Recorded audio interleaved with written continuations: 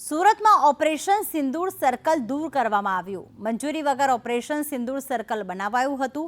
ખાનગી સંસ્થાએ જાતે જ દૂર કર્યું છે સિંદૂર સર્કલ। સાંસદે મહાનગરપાલિકા કમિશનરને પત્ર પણ લખ્યો હતો। તો અહીંયા સિંદૂર સર્કલ બનાવવામાં આવ્યું હતું, જેને હટાવવાની મહાનગરપાલિકાએ આદેશ કર્યો હતો। આખરે તે હટાવવામાં આવ્યું છે અને સિંદૂર સર્કલ દૂર કરી દેવામાં આવ્યું છે, કારણ કે કોઈપણ મંજૂરી વગર આ સિંદૂર સર્કલ બનાવી દેવામાં આવ્યું હતું। સર્કલ બનાવ્યું હતું, ત્યારબાદ વિવાદ થયો હતો અને આખરે મહાનગરપાલિકાની નોટિસ બાદ આ સર્કલ આજે દૂર કરી દેવામાં આવ્યું છે। મનીષ અમારી સાથે જોડાઈ ગયા છે। મનીષ, જે સિંદૂર સર્કલ બનાવવામાં આવ્યું હતું કોઈપણ પ્રકારની મંજૂરી વગર, ત્યારે દૂર કરી દેવામાં આવ્યું છે। કોણે કોણે કામગીરી કરી આ સિંદૂર સર્કલને દૂર કરવા માટે?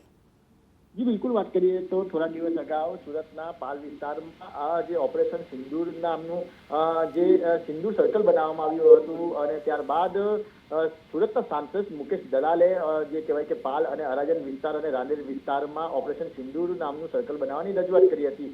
પરંતુ જે રીતના જે સિંદૂર સર્કલ પહેલેથી જે જગ્યા પર હોય અને એ જગ્યાનો ઉલ્લેખ કરવામાં આવ્યો હતો, જેને લઈને વિવાદ થયો હતો, કારણ કે જે જગ્યા પર સર્કલ પહેલેથી હોય અને સાંસદ દ્વારા રજૂઆત કરવામાં આવે મહાનગરપાલિકામાં, તેથી મુદ્દો છે તે ચર્ચાયો હતો। ત્યારબાદ જે કહેવાય કે અવારનવાર મીડિયામાં જે વિડીયો જે વાયરલ થયો હતો, જેને લઈને જે કહેવાય કે મહાનગરપાલિકાએ નોટિસ આપી હતી કે તાત્કાલિક અસરથી જે મંજૂરી વગર જે સર્કલ પ્રાઇવેટ કંપની દ્વારા તાણી દેવામાં આવ્યું છે, યશવી ફાઉન્ડેશન દ્વારા આ સર્કલ બનાવવામાં આવ્યું હતું અને જે દૂર કરવાની નોટિસ આપવામાં આવી હતી, ત્યારે ગઈકાલની છેલ્લો અંતિમ દિવસ હતો અને આજે ફરીથી નોટિસ આપવામાં આવી હતી। ત્યારે જે સર્કલ છે જેમણે બનાવ્યું હતું યશવી ફાઉન્ડેશને, તેને પોતે જ દૂર કરી દીધું છે। જી આભાર મનીષ તમામ માહિતી માટે।